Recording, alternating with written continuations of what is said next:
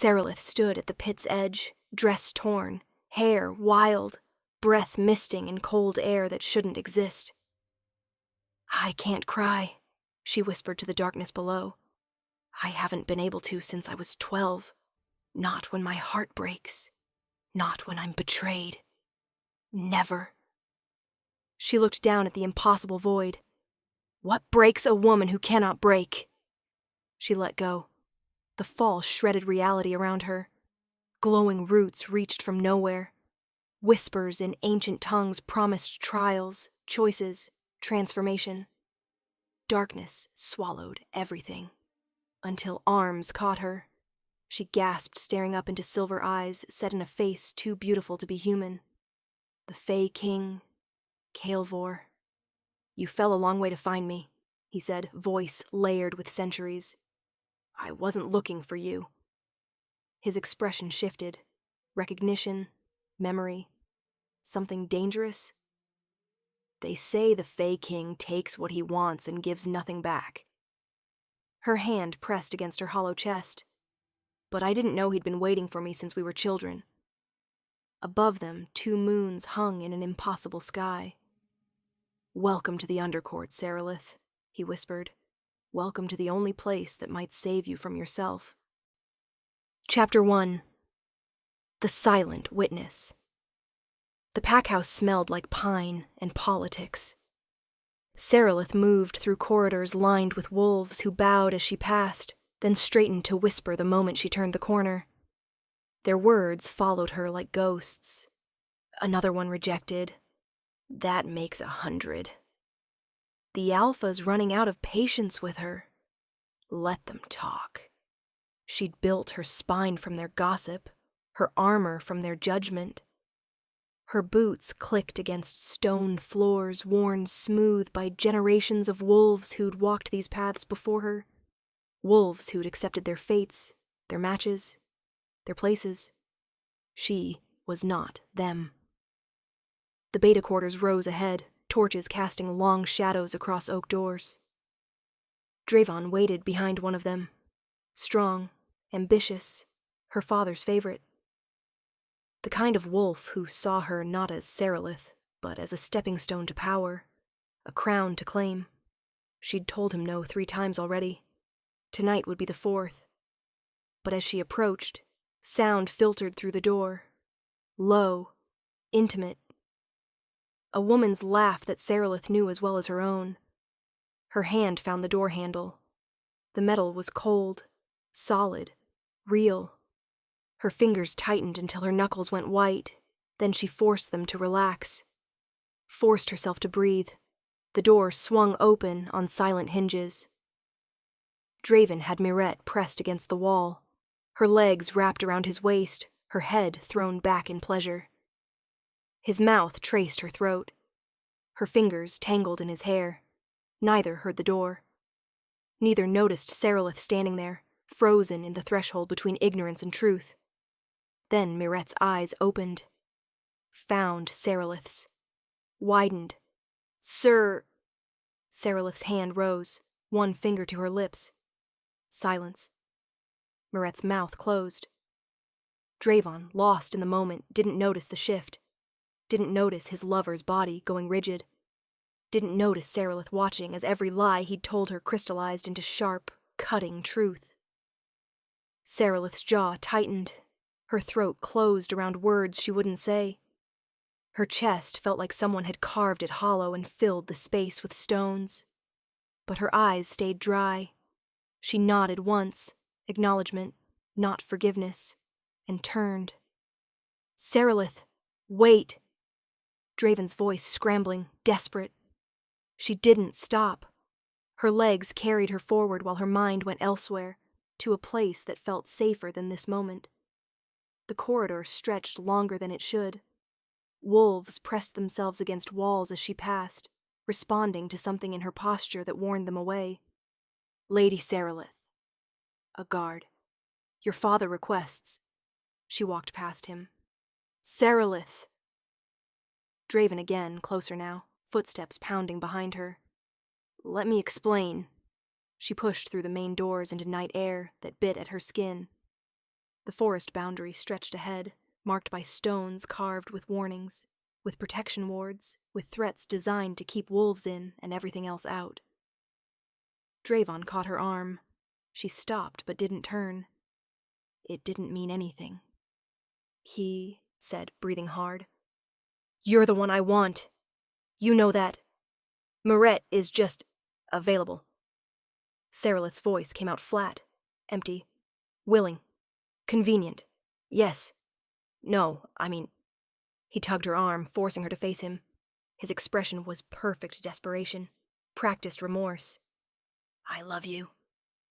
She looked at him, really looked, saw the calculation behind the performance, the ambition behind the affection, saw the same pattern she'd seen in 99 other suitors who'd wanted the Alpha's daughter, not Serelith. Not the woman who couldn't cry, not the broken thing beneath the crown. "No," she said quietly. "You don't." She pulled free and kept walking, past the boundary stones, past the wards that hummed against her skin, past the point where safe territory ended and ancient things began. Behind her, Dravon called her name twice more. Then, silence. The forest swallowed her whole. Trees rose higher here, their branches tangling overhead to block out the moon. Moss glowed faint blue on stones that might have been markers once, before time wore their meanings smooth. The air tasted different. Thicker, sweeter, like breathing in dreams. Her thoughts spiraled. Meret's face. Draven's lies. The 100 suitors before him who'd looked at her and seen only power to claim. Her father's growing frustration with each rejection. The pack's whispers that maybe something was wrong with her. Maybe she was broken in ways that mattered. Maybe they were right. Her foot caught on something. She stumbled, caught herself against a tree that felt wrong. Too smooth, too warm. When she pulled her hand back, the bark rippled like water. What? The ground disappeared. One moment solid earth, the next nothing. Her stomach lurched as gravity claimed her. She clawed at air, at roots that weren't there, at anything. The fall took forever and no time at all. Darkness pressed against her face. Wind screamed past her ears. Light flashed, silver, gold, colors that burned, as she tumbled through something that wasn't quite real. Then moss, soft and impossibly thick.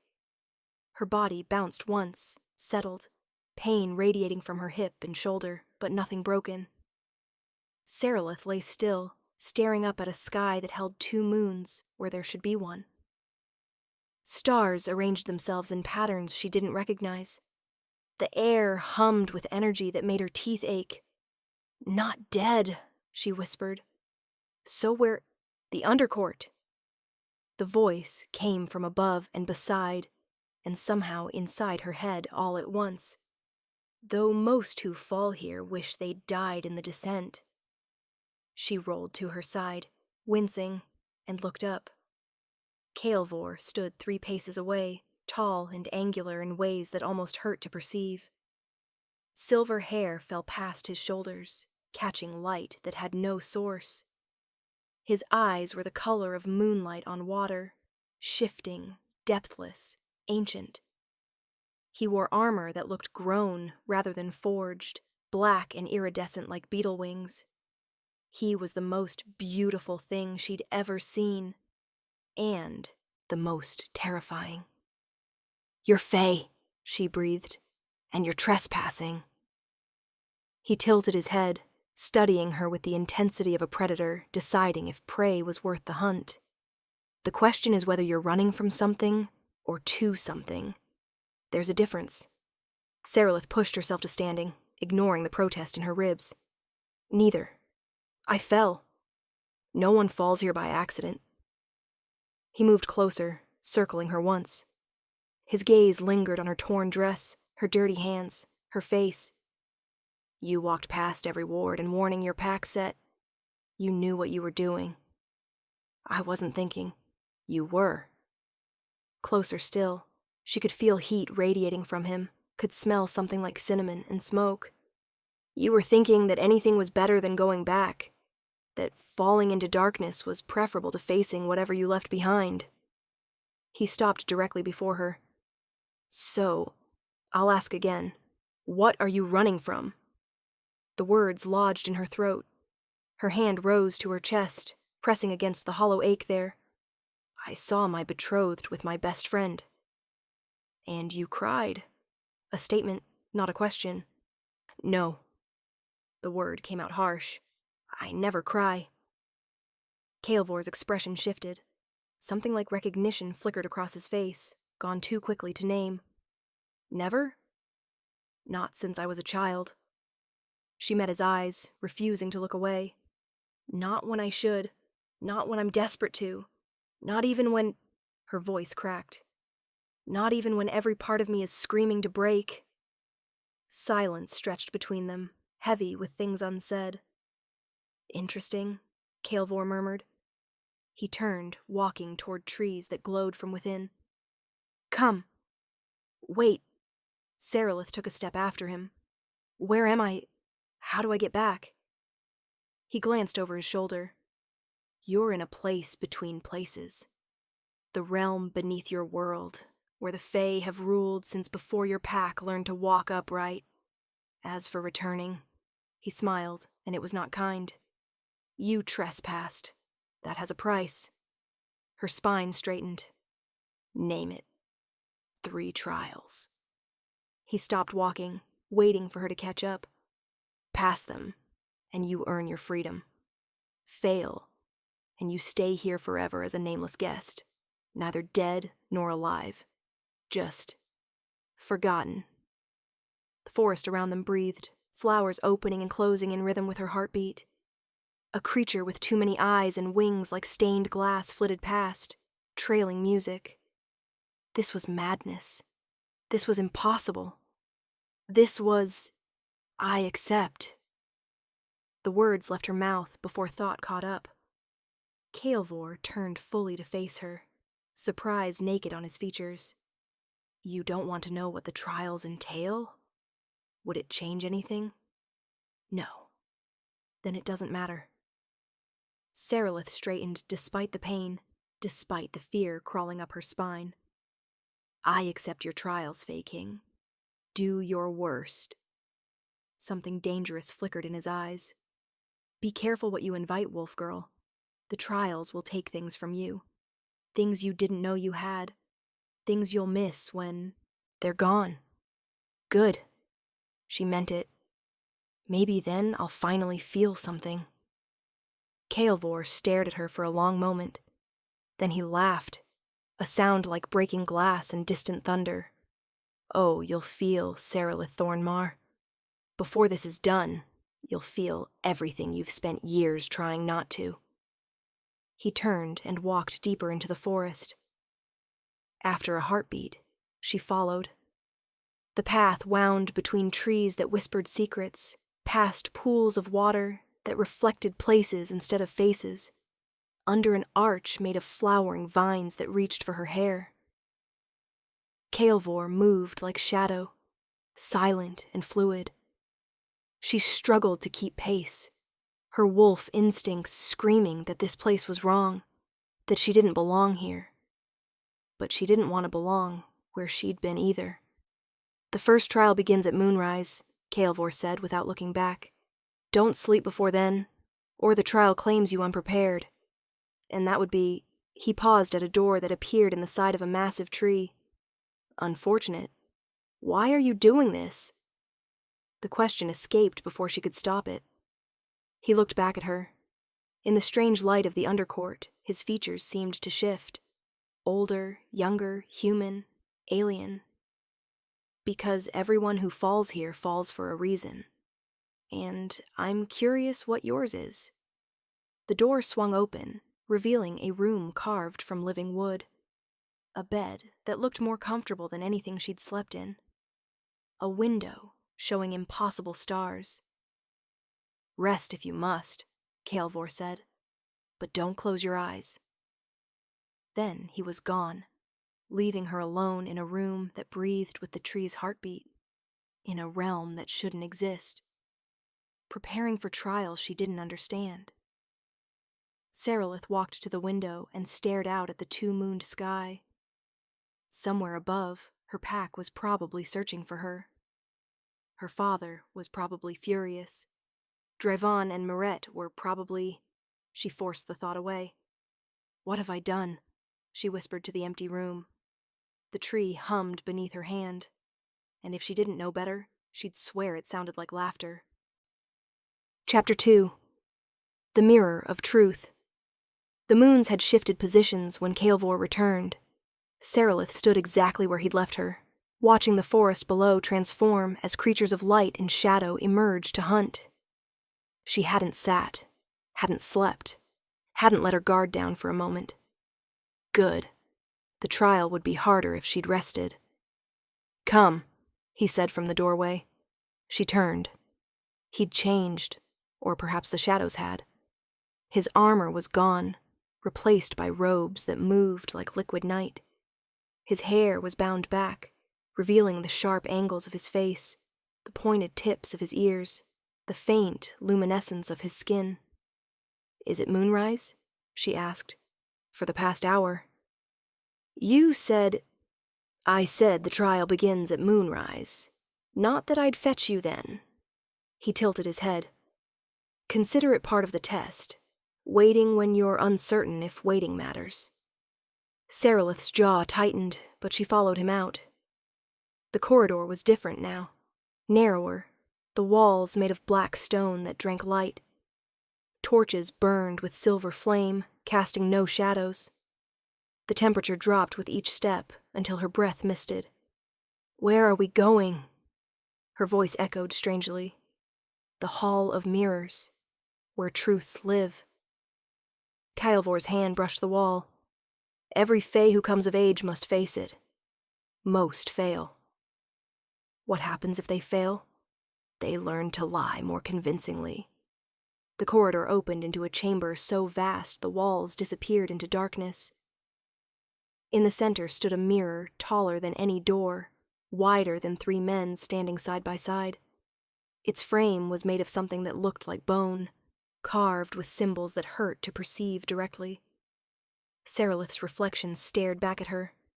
Torn dress, dirty skin, eyes that held nothing, no tears, no rage, no grief.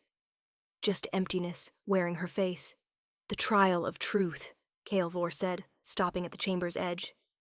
"You must look into the mirror and speak aloud everything you see. All of it. No lies, no evasion, no mercy." He met her eyes. "The mirror shows you as you truly are. Most people can't bear it. And if I refuse? You fail. You stay here. You forget your name within a year."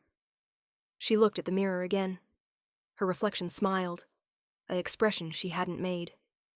Cold dread crawled up her spine. "How do I know when it's done?" "You'll know." Kaelvor's voice softened almost imperceptibly. "Or you won't. Either way, I'll be here." Serelith took a breath and walked forward. Each step echoed like a heartbeat. The mirror's surface rippled as she approached, responding to her proximity. When she stood before it, her reflection solidified. But it wasn't her. Not exactly. The woman in the mirror stood taller, shoulders back, chin raised. Her dress was immaculate, her hair perfect, her expression carved from ice. Beautiful, untouchable, terrifying in her coldness. This was how the pack saw her. The Alpha's daughter who rejected 100 suitors. The woman who never bent, never broke, never showed weakness. "I see." Serelith's throat closed. She forced words through. "I see someone who looks like strength, who walks through rooms and makes wolves bow, who doesn't need anyone." The reflection's smile widened. "I see someone everyone fears or wants to possess, never someone they want to know." The mirror rippled. The image changed. Now the reflection was younger. 12, maybe 13. Eyes wide and wet with tears that actually fell, streaming down her face as she reached for something beyond the mirror's frame. Her mouth open in a scream Serelith couldn't hear. This was her. Before. When she could still cry. When she still reached for comfort instead of armor. I see, her voice cracked. I see the girl I was. Before I learned that tears made you weak. Before I understood that caring gave people weapons to hurt you. The younger reflection's hand pressed against the glass from inside, desperate. Serelith's hand rose to meet it. Their palms touched glass between them, and cold shot through her arm. I see the last time I cried, the last time I let myself be soft. The mirror rippled again. This time, the reflection darkened. The scene behind her younger self became visible. Shadows with her father's posture, arguing with a woman whose face was turned away. The younger Serelith stood between them, crying, reaching for both, ignored by both. I see the night my mother left. The words tore from somewhere deep. The night my father told me to stop crying, that Alpha's daughters don't shed tears over things they can't change. That if I wanted to survive in this pack, I needed to be stone. The woman in the memory, her mother, turned. But her face was strange, blurred, like looking through water. Before Serelith could focus, the image shifted again. Now the reflection showed her as she was. Present day, standing in this chamber. But her chest was cracked open like a broken shell, revealing the hollow space inside. Empty, aching, a void shaped like all the grief she'd never released, all the tears she'd never cried, all the softness she'd carved away to survive. I see what I've become. Her voice dropped to a whisper. I see someone who's forgotten how to feel, who walked away from betrayal without flinching because she'd already expected it, who rejected 100 suitors not because they were wrong, but because letting anyone close meant risking the tears she can't afford to shed. Her hand pressed against her chest, matching the reflections. I see someone who'd rather be alone than vulnerable. Tears should have come. The ache in her chest demanded them. But her eyes stayed dry, burning with the effort of crying without release. I see someone who's breaking, she gasped, who's been breaking for years, who doesn't know how to stop. The reflection reached through the mirror. Not metaphor, actually reached. And Serelith felt fingers wrap around her wrist. Cold, real, pulling her forward into the glass. Wait, she fell through. The mirror's surface swallowed her like water, and suddenly she was inside the reflection, standing in the hollow place in her chest. Darkness surrounded her. The walls pulsed like a heartbeat that wasn't hers. Do you want to stay here? The voice was her own, echoing from everywhere. In this safe, empty place where nothing touches you? No. The answer came without thought. Then what do you want? Serelith turned in a circle, seeing nothing but darkness. I want to cry. I want to feel without drowning. I want... Her voice broke. I want to stop being so afraid of being broken that I don't let myself be whole. Light cracked through the darkness. Fissures spreading from where she stood, silver and bright and burning. The hollow space shattered. She gasped and stumbled backward, out of the mirror, into the chamber. Her chest heaved. Sweat soaked her dress. Every muscle trembled. The mirror's surface went dark, then cracked. A single fissure running from top to bottom, and light poured from the break. Kaelvor was there, his hand on her elbow, steadying her. When had he moved? Breathe, he said quietly. She did. Once. Twice. The chamber steadied around her. The mirror broke, she managed. You broke it. Does that when someone speaks a truth it can't contain. He studied her face with something that might have been respect. Most people lie.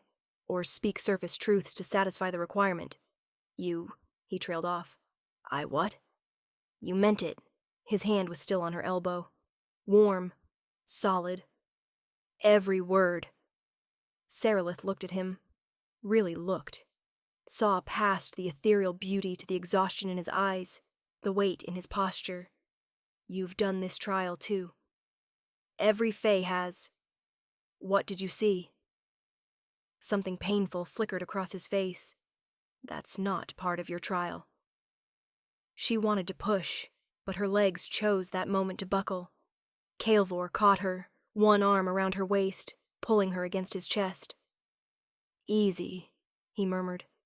The trial takes more than you expect. I'm fine. You're not. He shifted his grip and swept her off her feet, carrying her as if she weighed nothing. And stubbornness won't change that. Too tired to argue, Serelith let her head rest against his shoulder. Through his robes, she could feel his heartbeat, faster than it should be, unsteady, as affected as she was by what just happened. 2 more trials, he said as he carried her from the chamber. But not tonight. Tonight you rest. You said I couldn't sleep before. That was before the trial. Now you've earned the rest. His voice dropped lower. And you'll need it. The next trial is harder. Serelith's eyes drifted closed despite herself. Why are you really doing this? She felt him tense, felt him hesitate. Then, so quiet she might have imagined it. Because I recognize what you're running from, and I can't bear to watch you do it alone. Before she could process that, sleep claimed her. Chapter 3. The Garden of Fears. Serelith woke to sunlight that felt wrong. Too silver. Too warm. The room was the same, but through the window the forest had transformed. Where darkness had reigned before, now everything glowed soft and inviting. A dress lay across the foot of the bed. Deep blue, the color of twilight, made from fabric that felt like water against her fingers. She changed quickly, hyper-aware of the silence in this place, the feeling of being watched by the forest itself. When she opened the door, Kaelvor stood waiting. You let me sleep, she said. I did. For how long? Does it matter? He turned and walked down a different corridor than before. This one was made of living wood, branches weaving overhead, flowers blooming in cracks. Time moves strangely here. An hour in the Undercourt might be minutes in your world. Or days. Best not to think too hard about it. That should have worried her more than it did. But the pull to move forward, to face the next trial, was stronger than the fear of what she'd left behind. They emerged into a garden that stole her breath. Flowers and colors that had no names covered every surface. Trees bore fruit that glowed from within. Streams cut through the space, their water singing as it flowed. Paths wound between flowering hedges taller than her head, creating a labyrinth that beckoned and warned in equal measure. In the center, visible from the entrance, grew a single flower. White petals edged with silver, glowing brighter than everything around it. The moonflower, Kaelvor said. Retrieve it, and you pass the second trial. Serelith looked at the straightforward path, then at him. That's all? That's all? His expression was carefully neutral. Of course the garden responds to those who enter, shows them things, tests them in ways I can't predict or control. He met her eyes. Your fears live in there, Serelith. All of them. Can you face them? She looked at the garden again. The paths seemed to shift even as she watched, rearranging themselves into new patterns. What happens if I run? The garden never lets you leave. You wander forever, chasing exits that don't exist. And if I fight? The fears get stronger. He stepped aside, clearing the entrance. The only way through is to face them, acknowledge them, name them. His voice softened. Sound familiar? It did. The mirror had demanded the same thing. These trials weren't about strength or power. They were about truth, about confronting what she'd spent years avoiding. Will you wait here? The question slipped out unbidden. Kaelvor's expression flickered. Surprise, then something warmer. I will. I can't enter with you, but I'll be here when you emerge. He paused. If you emerge. Comforting. The truth rarely is. Serelith took a breath and stepped into the garden. The first few steps were easy. Flowers bent toward her, curious and beautiful. Butterflies with wings like gemstones flitted past. The path stretched, straight ahead toward the moonflower. Then the whispers started. Weak. Her father's voice, from everywhere and nowhere. How many years did I train you? How many lessons did you ignore? And still you cry at the smallest hurt. No, she hadn't cried. That was the problem. Crying would have at least been honest, the voice continued. Instead, you hid, buried everything until you couldn't feel it all. That's not strength, Serelith. That's cowardice. The path forked. Both directions looked identical. Left or right? Another voice asked. Mirette's. It doesn't matter. You'll choose wrong either way. You always do. A figure materialized on the left path. Mirette, perfect and smiling and holding Draven's hand. Did you really think he wanted you? Cold, unfeeling you? I gave him what you never could. Warmth, passion, tears when he needed them. She laughed. You're not a woman, Serelith. You're a statue, pretending. The words hit like claws. Serelith's chest tightened. Her hands curled into fists. Not real, she whispered. You're not real. Does that matter? Mirette tilted her head. Real or not, I'm speaking truth. You drove him away. You drive everyone away. I drove away wolves who wanted to own me. Serelith's voice came out stronger. That's not the same as driving away someone who actually cared. Mirette's smile widened. And how would you know? You never let anyone close enough to find out. The path beneath Serelith's feet trembled. She looked down to see it cracking, darkness seeping through. When she looked up, Mirette was gone. The path had multiplied into 6 directions, each identical. Lost already? A new voice. No, many voices overlapping. The 100 suitors she'd rejected. They materialized on every path, blocking each direction. She rejected me, called me unworthy, looked right through me, broke my heart, shamed my family. They moved closer, circling, not threatening, just present, inescapable. I didn't want to be a prize, Serelith said to all of them. I didn't want to be claimed like territory. So you wanted nothing.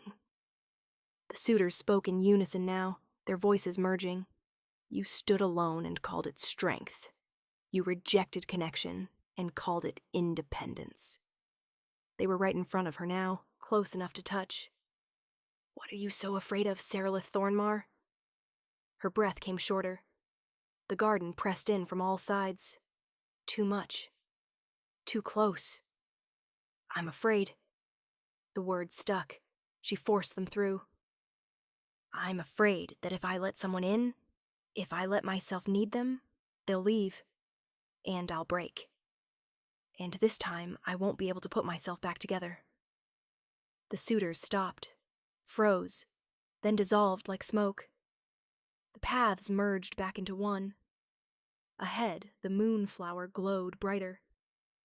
Serelith took a shaking step forward, then another. The garden seemed to settle around her, as if satisfied with the admission. 3 more steps, and a new figure appeared. This one made her stop completely. It was her. Same face, same body, same age. But this version smiled, easy and genuine. This version's eyes held light instead of emptiness. This version looked whole in ways Serelith had forgotten were possible. "Hello?" the other Serelith said softly. "What are you?" "The version of you that learned to cry again, that let the armor down, that risked breaking and survived it." She stepped closer, and Serelith saw her eyes were wet, tears trailing down her cheeks, but she was smiling through them. "I'm what you could be." "You're not real." "Not yet." The other Serelith reached out, palm up, offering. "But I could be.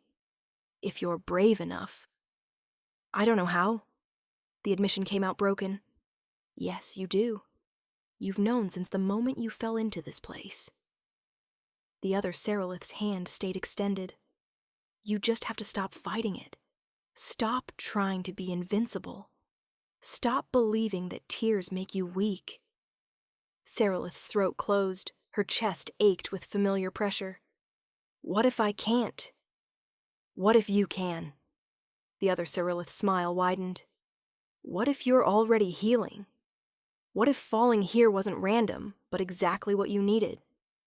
Serelith reached out. Their fingers touched. Light exploded through the garden. When her vision cleared, the other Serelith was gone. But the path ahead was clear, straight, undeniable. The moonflower waited 10 paces away.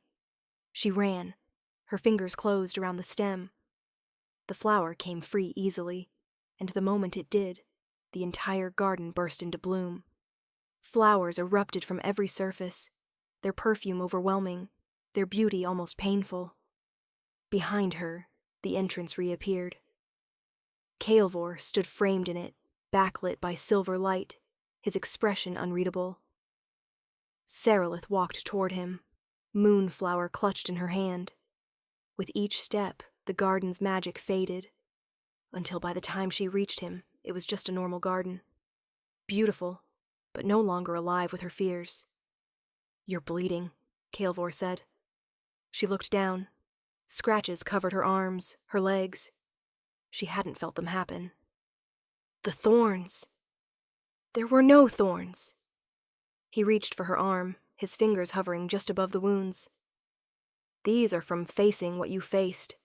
Every admission, every truth, every confrontation. They cut deeper than any blade."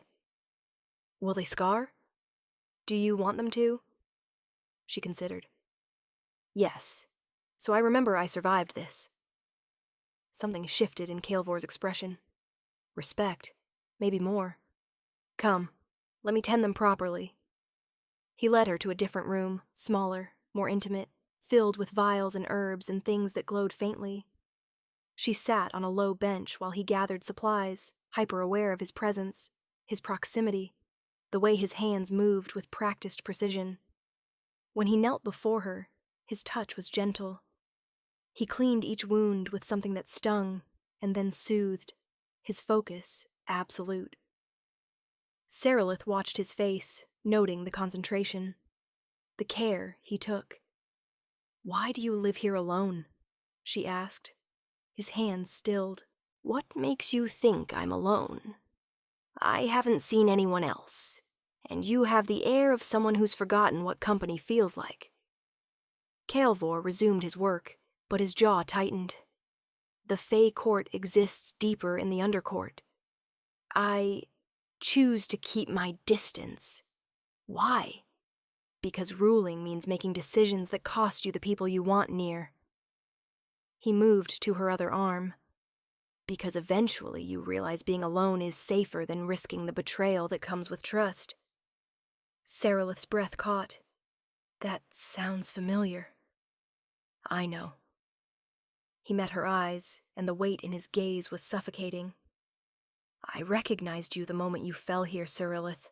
Not your face, your isolation. The way you've built walls so high, you've forgotten there's a world beyond them. And you wanted to... what? Fix me?" "I wanted to see if you'd heal yourself." He finished with her arms and moved to her legs, his hands carefully professional despite the intimacy of the position. "The trials aren't punishments. They're mirrors, opportunities. Most people who fall here are running from truths they can't face.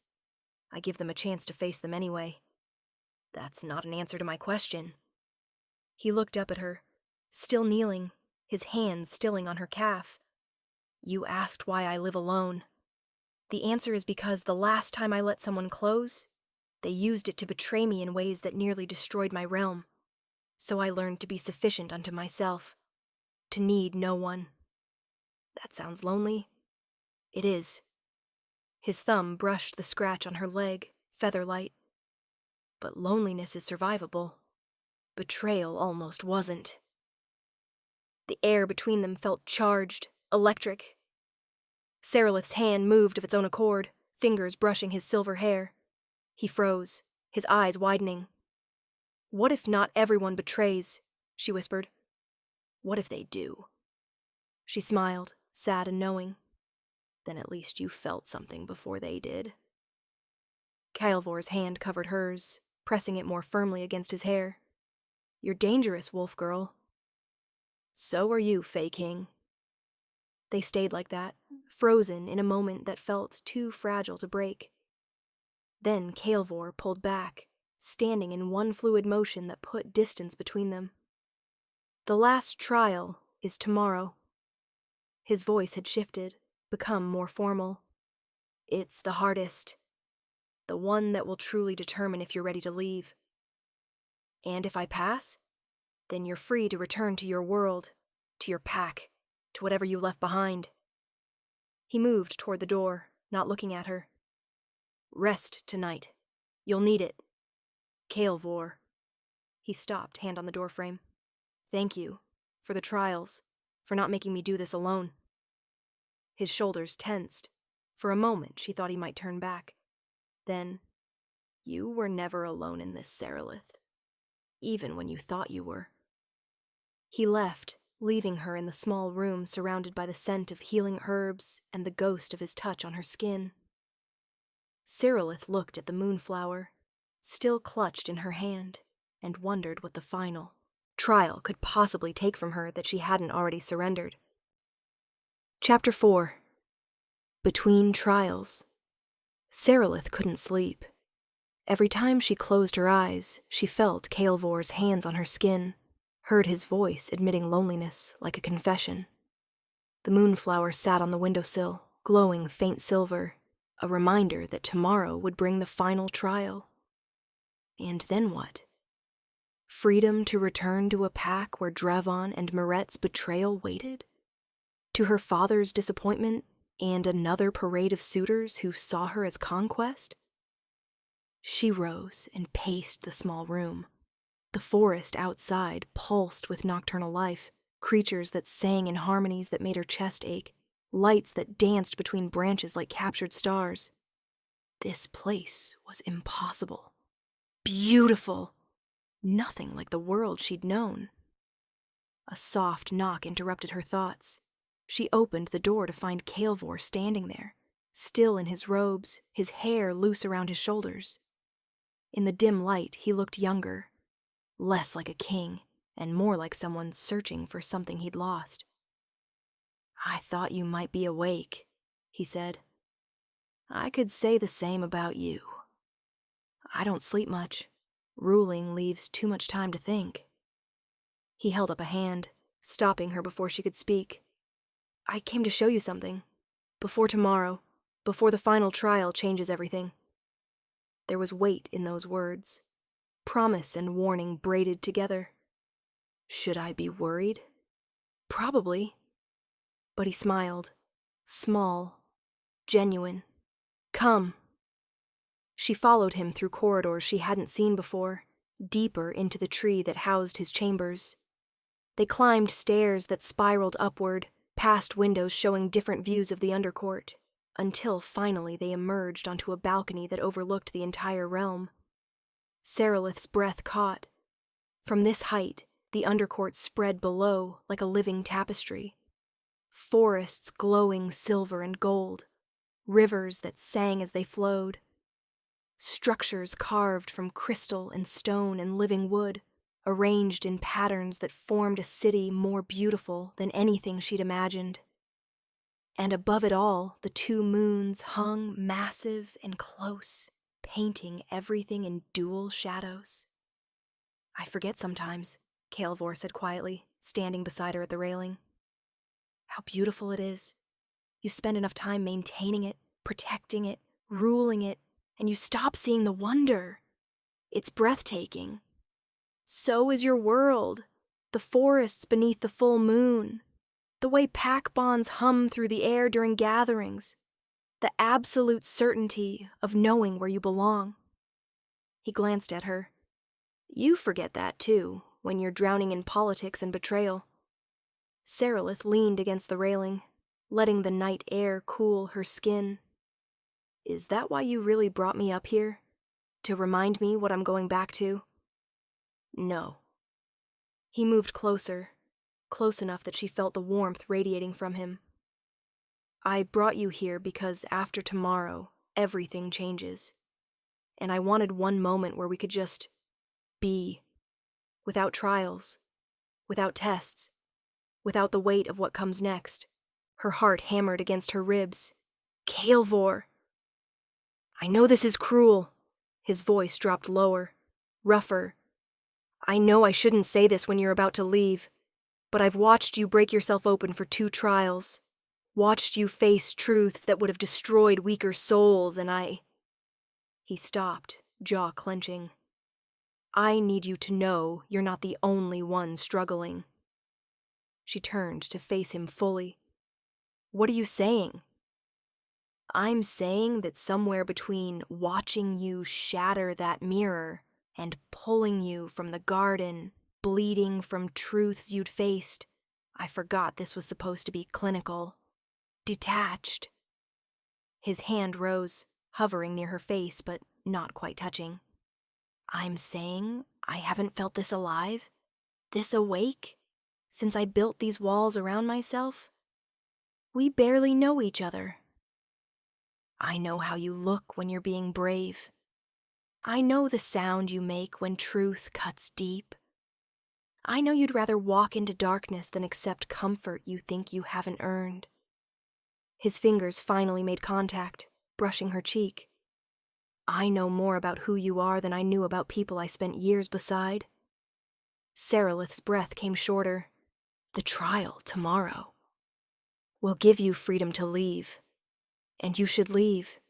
You have a life waiting, a pack, a father who, despite everything, probably loves you." His thumb traced her cheekbone. "But I wanted one night where I could be honest, where I could tell you that if you stayed, if you chose this realm over your own, I would spend every day proving you didn't make a mistake." The air between them crackled. Serelith's hand found his chest, feeling his heartbeat, rapid, unsteady, matching her own. "You said the last time you let someone close, they betrayed you." "I did. What makes you think I won't?" "Nothing." His smile was sad, knowing. "That's the terrifying part. But I'm willing to risk it anyway." She should step back, should maintain distance, should remember that tomorrow she'd face the final trial and then return to her world. But her hand fisted in his robes instead, pulling him closer. "This is a terrible idea," she whispered. "The worst," he agreed. Their lips met halfway, a collision that sent electricity down her spine. He tasted like cinnamon and night air, and something wild she had no name for. His hand tangled in her hair, while hers explored the planes of his back through thin fabric, learning the shape of him. When they broke apart, both breathing hard, Kaelvor pressed his forehead to hers. "Tomorrow. Let's not think about tomorrow. Serelith, please." She pulled back just enough to meet his eyes. "Give me tonight. One night where I don't have to think about trials or choices or what I'm going back to. One night where I can just feel." Something in his expression cracked. "You don't know what you're asking." "I know exactly what I'm asking." He searched her face for a long moment. Then he swept her into his arms, carrying her back through the corridors, down the stairs, to his chambers. The room was larger than hers, filled with books and strange instruments, and a bed that looked carved from a single massive piece of wood. He set her down carefully, reverently. "If you want to stop, I don't." "If you change your mind." She kissed him again, harder this time, silencing the words. His control fractured. He kissed her back with the desperation of someone who'd been alone too long, who'd forgotten what connection felt like, who was drinking in every moment like it might be his last. They moved together toward the bed, shedding armor and distance in equal measure. His hands mapped her skin with the precision of someone memorizing every detail. Her fingers traced the strange, beautiful patterns that marked his shoulders, his chest, proof of magic older than her pack's history. "You're trembling," he murmured against her throat. "So are you." "I'm terrified." He pulled back to look at her, vulnerability naked in his face. "I'm terrified of how much I want this. Want you. Terrified of what tomorrow brings." She cupped his face between her hands. "Then let's make tonight worth being terrified for." They came together like collision and surrender at once. All the loneliness and isolation they'd both carried, finding brief respite in skin and breath and connection. Every touch was revelation. Every sound was confession. Every moment was simultaneously too much and not nearly enough. After they lay tangled together, his fingers tracing lazy patterns on her shoulder. The two moons had shifted position, marking hours passed in a realm where time moved strangely. "Tell me about the betrayal," Serelith said quietly. "The one that made you choose loneliness." Kaelvor's hand stilled. "Are you certain you want to know?" "I want to know you." He was silent for so long she thought he might refuse. Then, her name was Thessaly. She was Fae, from a noble house, beautiful and clever and everything I thought I wanted. His voice went flat, distant. "I made her my consort, gave her access to the court, to my strategies, to my weaknesses. She used every piece of information to orchestrate a coup. Nearly succeeded in killing me and putting her brother on the throne." Serelith's breath caught. "What happened to her?" "I exiled her. Banishment from the Undercourt is worse than death for Fae. We fade without our realm's magic. But I couldn't kill her. Despite everything, I couldn't." His arm tightened around her. "I learned then that love was a liability I couldn't afford. Until now? Until you fell through my ceiling and looked at me like I was just another obstacle between you and escape." He laughed softly. "You didn't want anything from me. Didn't try to seduce or manipulate. You just wanted to earn your freedom and leave. It was refreshing, terrifying, impossible to ignore." She turned to face him. "I'm not her. I know. I could still hurt you. I know that too." He brushed hair from her face. "But I'm choosing the risk, anyway. That's what makes it worth something." Serelith kissed him softly, tasting vulnerability and trust. When she pulled back, her chest felt tight with emotions she didn't have names for. What if the final trial changes me? What if I pass, and I'm not the same person you... Then I'll learn to care for whoever you become. His eyes held hers, steady and sure. That's what this means, Serelith. Not caring for who someone is in one perfect moment, but choosing them through every change, every trial, every version of themselves they grow into. Tears burned behind her eyes. Still wouldn't fall, but the ache was different now. Not emptiness, but fullness seeking release. "I don't know if I can stay," she whispered. "I know. I don't know if I can leave." "I know that too." He pulled her closer, tucking her head beneath his chin. "So let's sleep. And tomorrow We'll face whatever comes. For the first time since falling into the Undercourt, Serelith let her eyes close. Let herself rest against someone else. Let herself trust that when she woke, he'd still be there. And for the first time in years, she slept without nightmares. Chapter 5. The breaking Serelith woke to sunlight that felt wrong. Too silver, too warm. The room was the same, but through the window, the forest had transformed. Where darkness had reigned before, now everything glowed soft and inviting. A dress lay across the foot of the bed, deep blue, the color of twilight, made from fabric that felt like water against her fingers. She changed quickly, hyper-aware of the silence in this place, the feeling of being watched by the forest itself. When she opened the door, Kaelvor stood waiting. "You let me sleep," she said. "I did." "For how long?" "Does it matter?" He turned and walked down a different corridor than before. This one was made of living wood, branches weaving overhead, flowers blooming in cracks. Time moves strangely here. An hour in the Undercourt might be minutes in your world, or days. Best not to think too hard about it. That should have worried her more than it did. But the pull to move forward, to face the next trial, was stronger than the fear of what she'd left behind. They emerged into a clearing she didn't recognize. No garden this time. Instead, a pool. Not large, perhaps 20 feet across, but impossibly deep. The water was black as night, smooth as glass, and when she approached, it rippled despite the lack of wind. "The trial of heart," Kaelvor said, his voice carrying weight she hadn't heard before. "The last trial.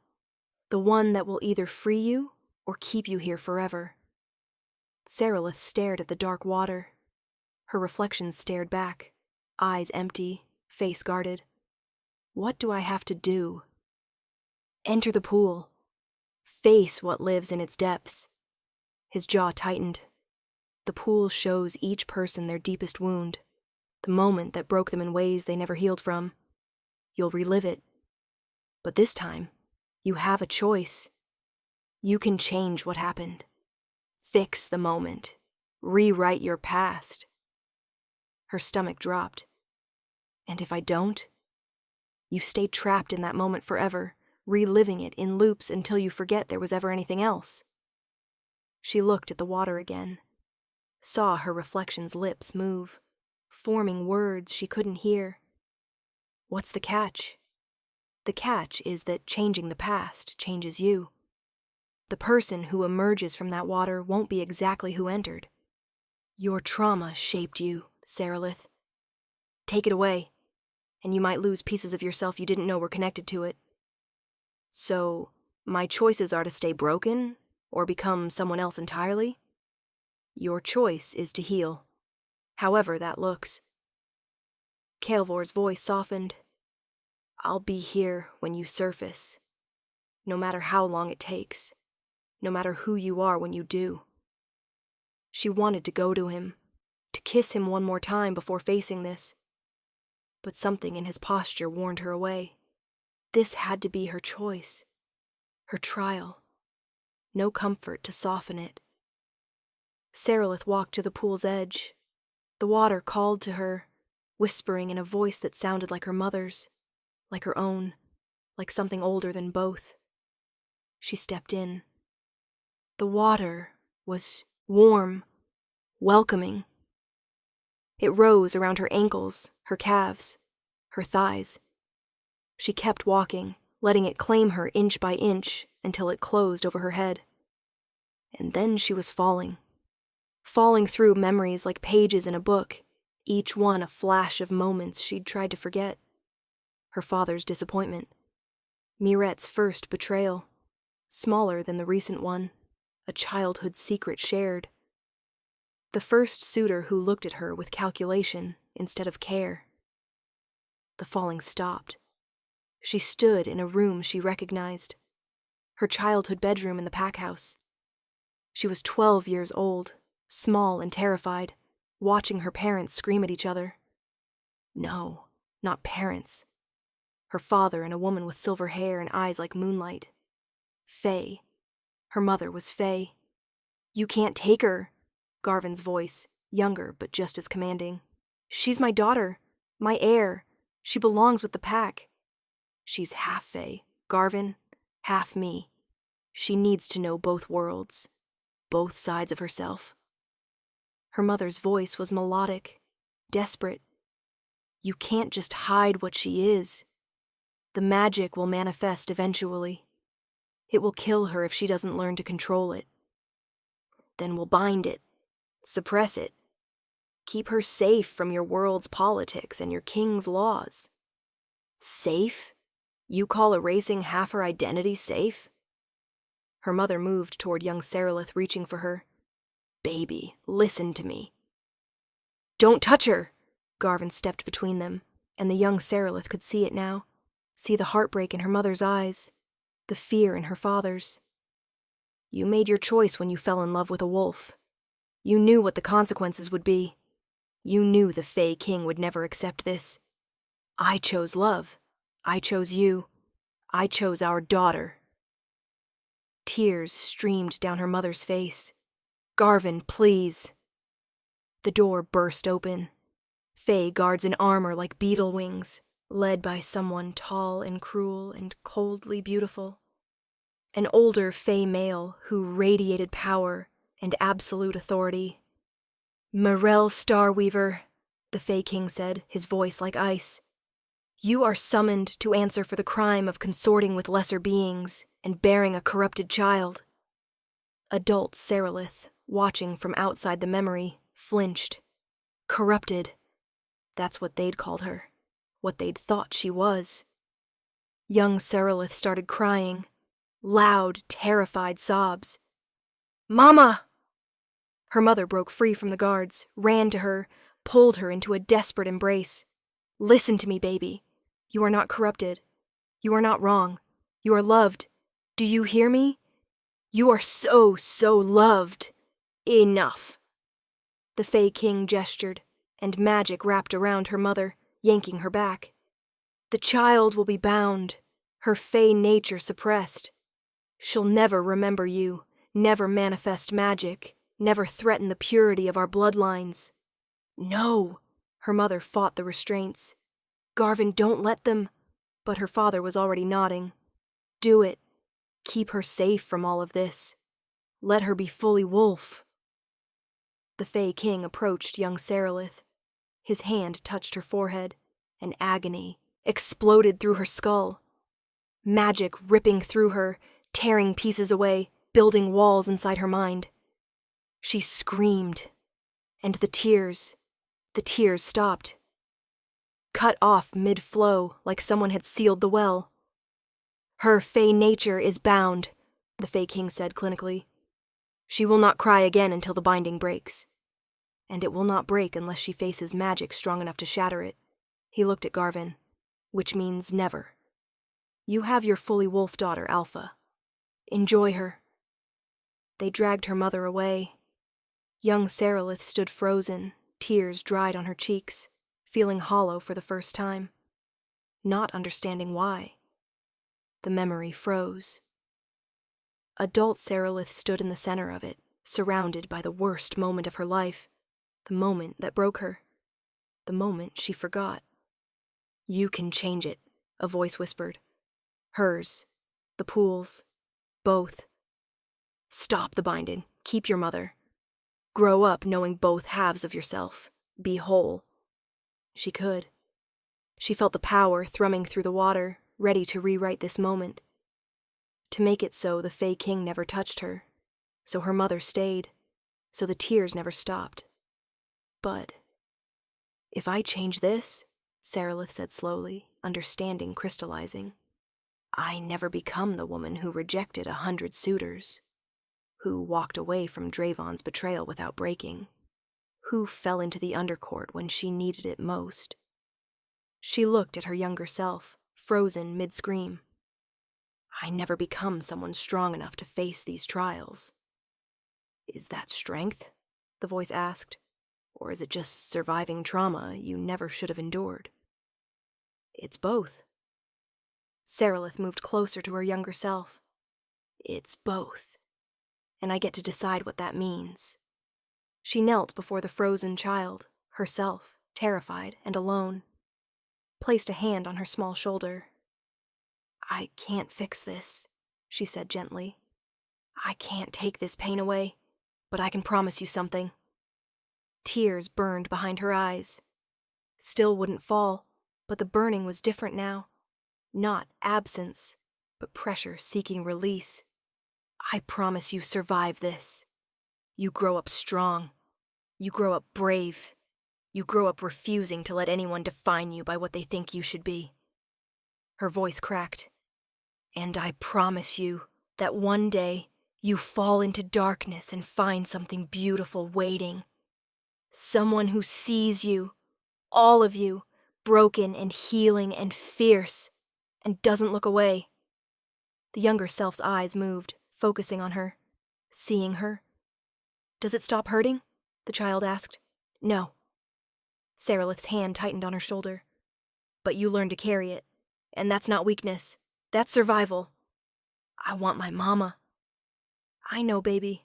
I know. And finally, the tears came. Not a flood. Not a breaking. Just 2 drops trailing down her cheeks, carrying years of grief with them. But she lives. Somewhere. And I swear to you, we'll find her. The memory rippled. Changed. Not the events. Those stayed the same. Still terrible. Still traumatic. Still the moment that broke her. But something in it shifted. The younger self stood taller. The tears that had been cut off mid-flow, they slowed naturally, giving way to determination. I'll remember you, young Serelith said, when this happens. I'll remember you came back to tell me it gets better. It gets different, adult Serelith corrected, more tears falling now, each one a release. Better is something we have to build. The child nodded, then threw her arms around adult Serelith's neck, hugging her fiercely. Find Mama. Promise. I promise. The world exploded into light. Serelith gasped and broke the surface of the pool, water streaming from her hair, her dress, her skin.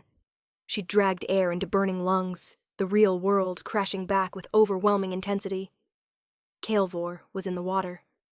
When had he entered? His hands found her waist, her arms steadying her. Breathe. You're here. You're safe.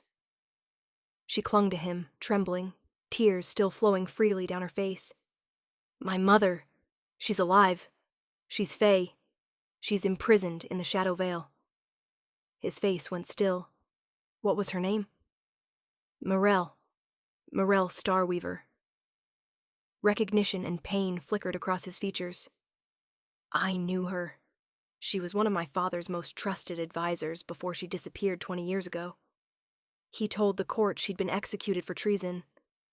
His hands tightened on her. If she's alive? She is. I saw her in the memory.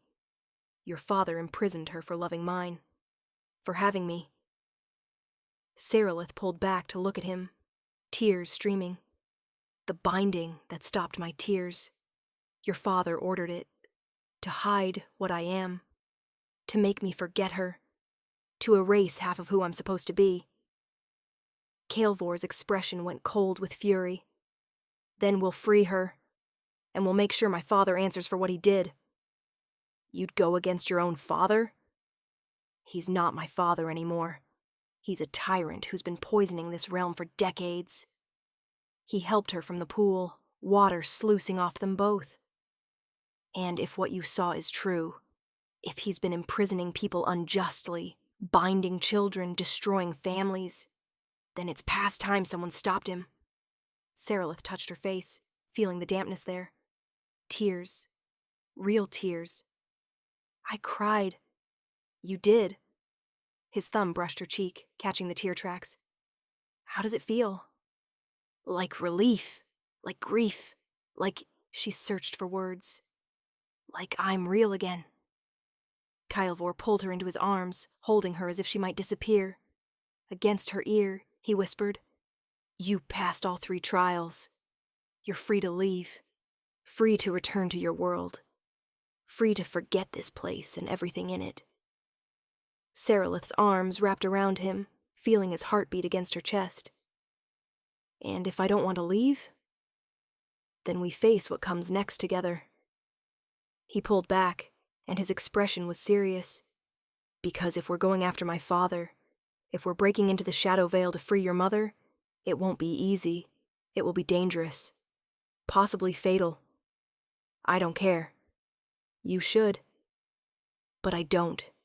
She cupped, his face in her hands. "I spent my whole life being half of what I could be, playing it safe, building walls. And where did it get me? Alone. Numb. Broken in ways I didn't even understand." Her voice strengthened. "I'm done with safe. I'm done with half measures. I want to be whole. I want to find my mother. I want—" She hesitated. "What?" His voice was gentle. "You." The word came out barely above a whisper. "I want you." Something in his expression cracked open. "You have me. You've had me since the moment you fell through my ceiling and looked at me like I was just another obstacle to overcome." He leaned his forehead against hers. "But I need you to understand what you're choosing. My world is complicated, dangerous. My father has enemies and allies in equal measure. Going against him means making powerful enemies. Good thing I've spent my whole life rejecting powerful men who thought they could control me." He laughed, surprised and genuine. "Fair point." "So what now?" she asked. "Now we plan, research, figure out how to break into the Shadowveil without getting trapped there ourselves." He stepped back, suddenly all business. "The Shadowveil only opens once every decade. We're years away from the next opening. Then we find another way in. There isn't another way. That's why it's the perfect prison. There's always another way." Serelith's jaw set with determination. "We just have to find it." Chapter 6. The Revelation. 3 days passed in the Undercourt. 3 days of research, planning, and stolen moments with Kaelvor that made Serelith's chest ache with feelings she didn't have names for. They searched ancient texts, consulted Fae scholars, mapped every known entrance to the Shadowveil, and found nothing. Every source said the same thing. The Shadowveil opened on its own schedule, and trying to force entry was suicide. Serelith stood in Kaelvor's study, surrounded by books and scrolls, frustration building in her chest. There has to be something we're missing. If there is, centuries of Fae haven't found it. Kaelvor looked up from the text he was reading, exhaustion evident in his features. The Shadowveil is designed to be impenetrable. That's the point. What about your father? He has to visit the prisoners somehow. Maintain the wards. Check on... He hasn't visited the Shadowveil in 15 years. He sealed it and left the prisoners to rot. Kaelvor's voice was bitter. That's the kind of ruler he is. A knock interrupted them. A Fae messenger, face pale with urgency.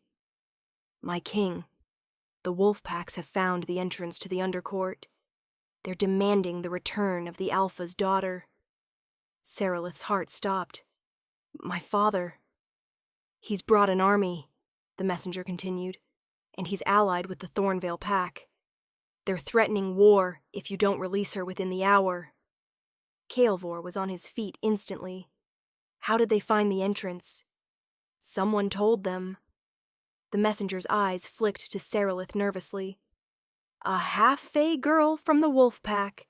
She says the Alpha's daughter has been corrupted by Fae magic and needs to be rescued." "Mirette," Serelith breathed. Of course. Mirette, who'd always known more than she should. Who'd been watching her for years. "We need to address this," Kaelvor said. "If they attack, we'll have to defend. And that means war between our peoples. Then I'll talk to them. Tell them I'm here by choice. Serelith moved toward the door. It won't be that simple. Kaelvor caught her arm. Your father thinks you've been enchanted. He won't believe you're acting of your own free will. Then I'll make him believe. They walked to the gates together, Kaelvor's court falling into formation behind them. The Fae were beautiful and terrible in their armor, magic crackling around weapons that could tear through flesh and spirit alike. The gates opened to reveal the wolf army beyond. Hundreds of wolves, all in fighting formation. Her father at the front in his massive alpha form, silver-furred and twice the size of any other wolf. And standing beside him in human form, Dravon, looking every inch the wronged lover and loyal beta. Serelith stepped through the gates before anyone could stop her. Alone, unarmed, visible to everyone. The growling stopped. Wolves shifted back to human form, staring. Her father's massive form shrank, reshaping until Garvin stood on 2 legs, naked and furious and relieved, all at once. Serelith. The word came out choked. Thank the moon. We've come to bring you home. I wasn't taken, Dad. Her voice carried across the sudden silence. I fell. I found this place. I passed trials, and I learned the truth about what I am. His expression shuddered. We'll discuss this at home, after we've put this place behind us. No. She held her ground. We'll discuss it here. Now, in front of everyone. Because I'm done with secrets. Serelith, you don't understand. I understand that you let them bind me. Let them take my mother. Let them erase half of who I am and called it protection. Her voice rang with power she was still learning to wield. I understand that you've been lying to me my entire life. Garvin flinched like she'd struck him. I was trying to keep you alive. You were trying to keep me controllable. She took a step closer. You were afraid of what I might become if I knew the truth. Afraid I'd choose the Fae world over the wolf world. Afraid you'd lose me. And look what's happened. Draven stepped forward, his voice carrying false concern. She's been here 3 days, and already she's turned against her own father. Against her pack. This is exactly what Fae magic does. It corrupts. It twists. The only corruption here is you. Serelith turned her cold gaze on him. Using my disappearance to position yourself as hero, as my father's right hand. Tell me, Dravon, were you planning to declare yourself alpha once you rescued me? Or were you going to force me into a mate bond first to legitimize your claim? His mask slipped, showing calculation beneath. I thought so. She looked back at her father. He's been playing you, Dad. Using your fear for me to manipulate his way into power. And you were so worried about Fae threats that you didn't see the wolf betraying you from inside your own pack. Garvin's eyes fixed on Dravon, understanding dawning. She's lying. Draven's voice rose. She's been enchanted. Can't you see? The Fae King has twisted her mind. I can see clearly for the first time in years. Serelith's voice was steel. And what I see is a beta who's been scheming since before I rejected him, who bedded my best friend while courting me, who's been feeding information to someone outside the pack. She took a risk, gambling on instinct. Tell them, Draven. Tell them who you've been reporting to. His face went white. There's someone else involved, Serelith continued, reading his reaction. Someone who wants me specifically. Someone who's been monitoring me since childhood. And Mirette. She looked around until she spotted the girl at the edge of the wolf formation. Your grandmother was the witch who bound me. She's the one who placed the curse that stopped my tears. Mirette's face crumpled. I didn't know. Not until recently. She told me I had to watch you, report any signs of Fae magic manifesting. But she never said why. Because she was being paid. Kaelvor's voice cut through the chaos as he stepped up beside Serelith. Paid by my father. To maintain the binding. To make sure it never broke. Shocked silence. Your father? An elderly Fae woman pushed through the crowd, one of Kaelvor's advisors. My king, what are you saying? I'm saying I've spent the last 3 days researching more than just the Shadowveil. Kaelvor's expression was grim. I've been investigating my father's private records, the ones he thought he'd hidden well enough that I'd never find them. He looked at Serelith. Your binding wasn't just about suppressing your Fae nature. It was designed to kill you, slowly, over 20 years. The world tilted. What? Serelith's voice came out barely above a whisper. The binding is a parasite. It feeds on your life force to maintain itself. By now, it should have consumed enough of your essence that you'd be dead within months. Kaelvor's hand found hers. The only reason you're still alive is because you're stronger than he anticipated. But you won't last much longer. The binding is accelerating. No. Garvin stumbled forward. No, they said she'd be safe. They promised if I let them bind her, she'd live. They lied. Kaelvor's voice was cold. My father wanted her dead, but slowly enough that it couldn't be traced back to him. He wanted to eliminate proof of his daughter Morel's forbidden child without the political fallout of outright murder. But I'm not Morel's child, Serelith started. Not his daughter by blood, Kaelvor corrected. But Morel Starweaver was under his protection. She served his court. When she fell in love with a wolf and bore a child, it was a stain on his reputation. A sign that his own court wasn't pure. So he eliminated the problem. Why not just kill me as a baby?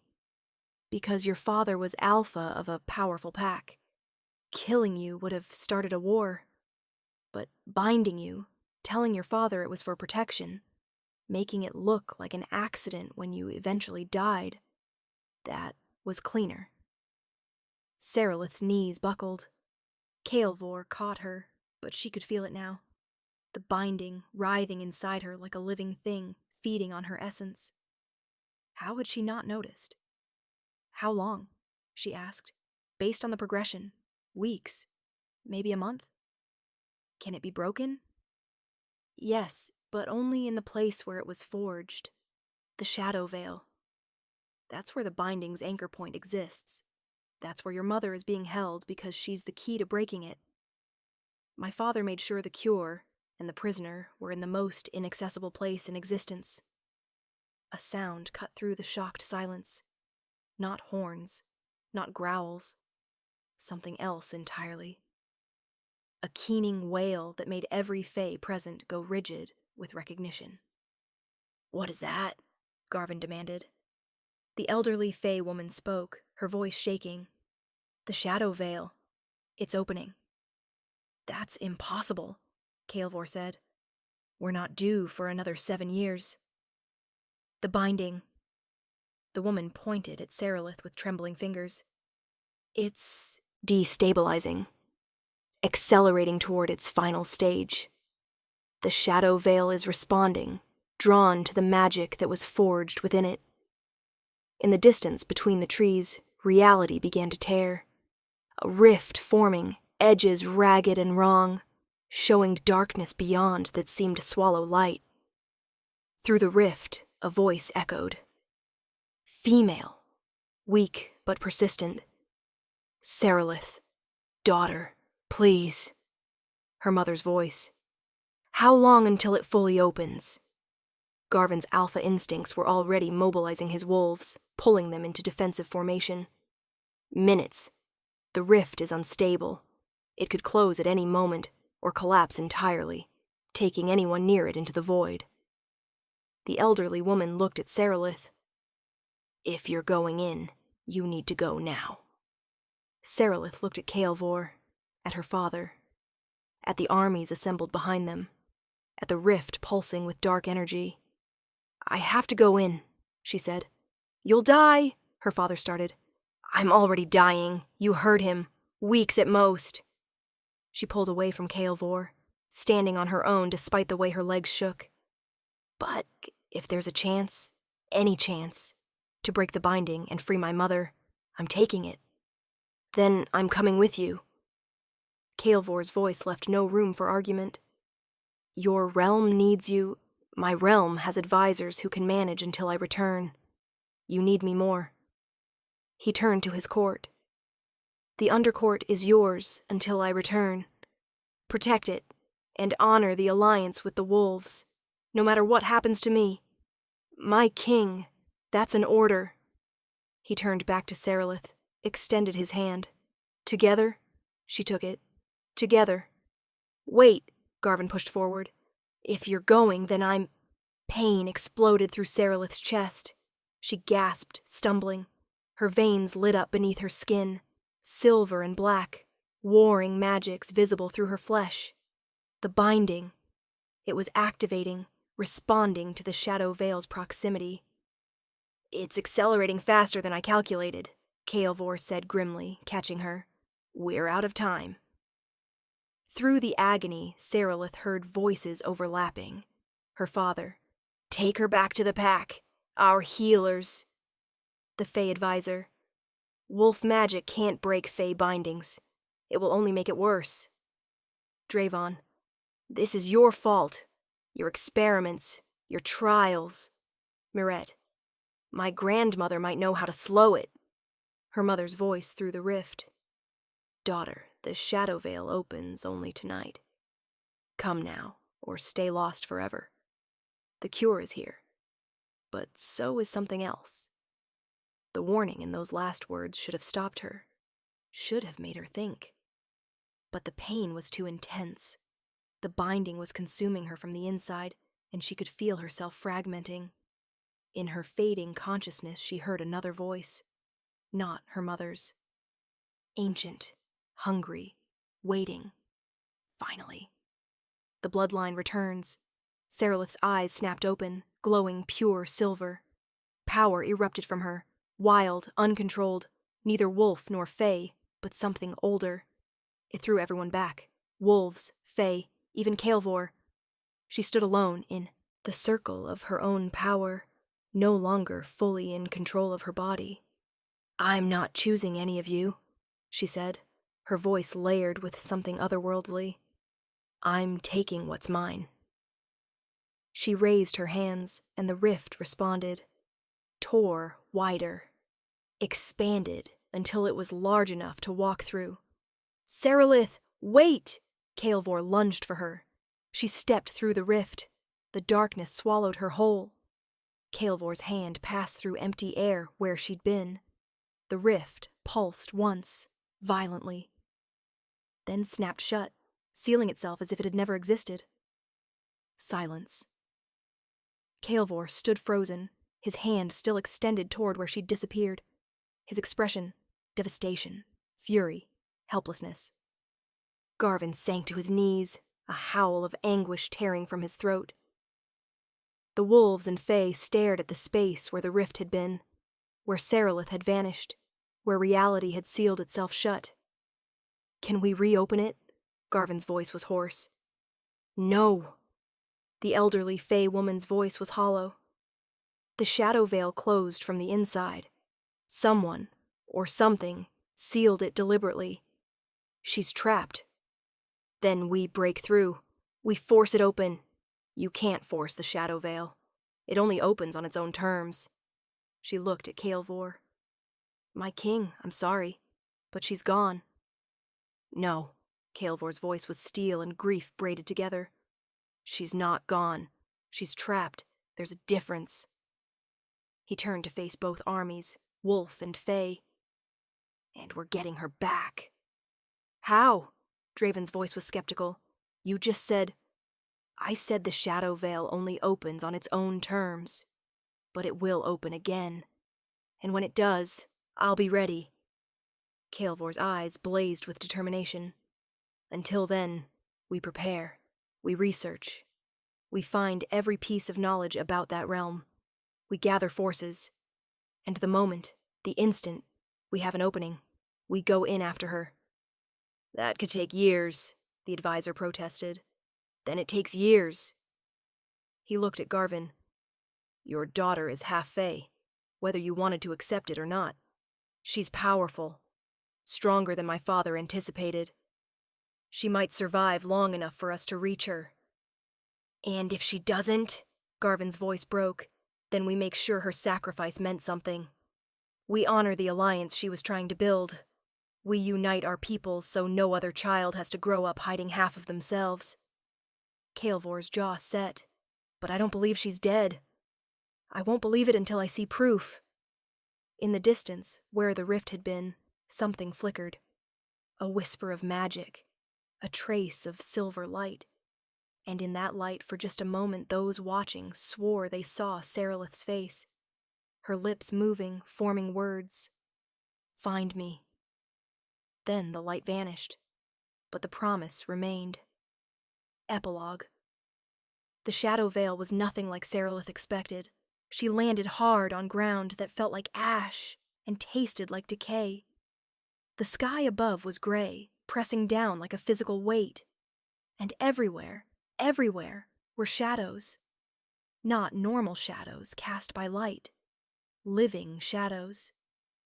They moved independent of any source, writhing across the ground, reaching toward her. Don't let them touch you.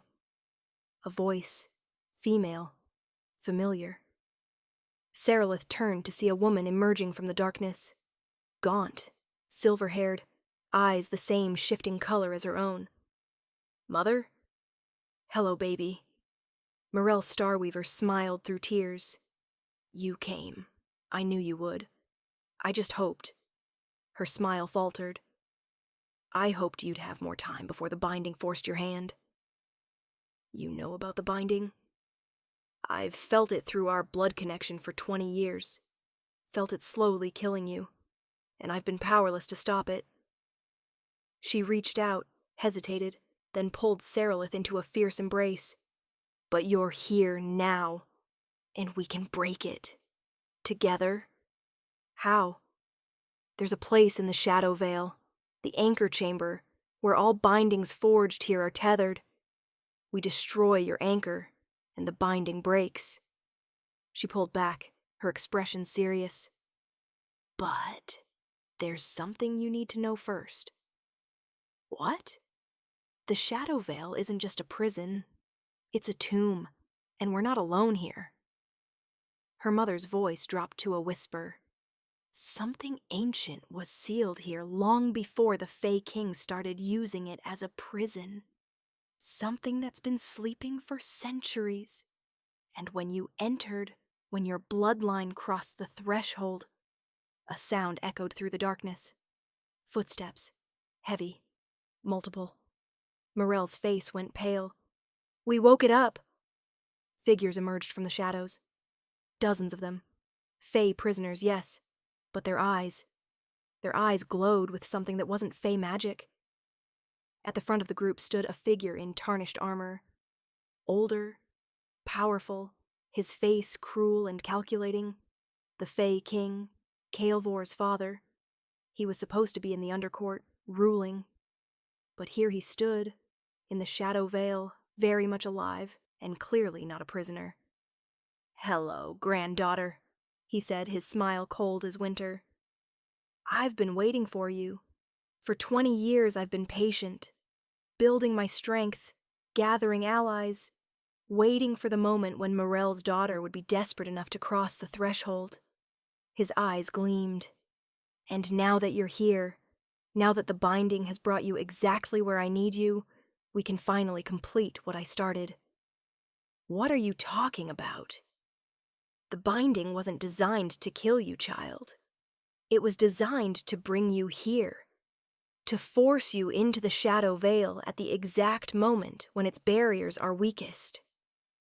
He gestured to the rift behind her, still open, pulsing with unstable energy. That rift won't close naturally. It will collapse. And when it does, it will take the Shadowveil's walls with it. creating a doorway big enough for me and all my followers to escape. Horror crashed through her. You're going to use the rift to invade the Undercourt. Invade? No. Reclaim. His smile widened. My son thinks he rules in my stead. But I've been here, building an army of prisoners who owe me their loyalty. Growing stronger on the Shadowveil's magic. And now, thanks to you, we're going home. Behind him, the possessed prisoners moved forward. Their eyes glowed with the same ancient hunger. Whatever had been sleeping here hadn't just woken. It had claimed them. Serelith looked at her mother, at the rift behind her, at the impossible situation she'd fallen into. I don't suppose there's a way to close the rift from this side. Only one. Her mother's voice was grim. Someone with both wolf and fae blood would have to anchor it shut from inside the Shadowveil. Permanently. That means whoever closes it stays here. Forever. The Fae King laughed. And that's why you'll never escape, girl. Because you're too noble. Too self-sacrificing. You'll stand there trying to decide between saving yourself and saving everyone else. And while you hesitate, he raised his hand, magic crackling, we'll take the choice away from you. Serelith's hands began to glow, silver and gold and something darker. The binding flared in her chest, agonizing, consuming. But she pushed through the pain. You're wrong about me, she said softly. I'm not that noble. I'm not self-sacrificing. Then what are you? Her power surged, wild and uncontrolled. I'm someone who's survived everything you threw at her. Who's learned to turn trauma into strength. Who's figured out that sometimes the only way forward, her eyes blazed, is to burn everything down and rebuild from ash. The shadows surged toward her, and Serelith smiled. To be continued in Part 2. She's trapped. Her mother's alive but powerless. The Fae King is actually a tyrant preparing to invade, and something ancient has possessed an army of prisoners. Did Serelith just doom both realms by entering? Can Kaelvor reach her before the rift collapses?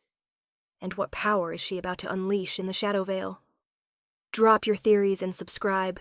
Part 2 reveals the truth about Serelith's bloodline, and someone she loves will make the ultimate sacrifice.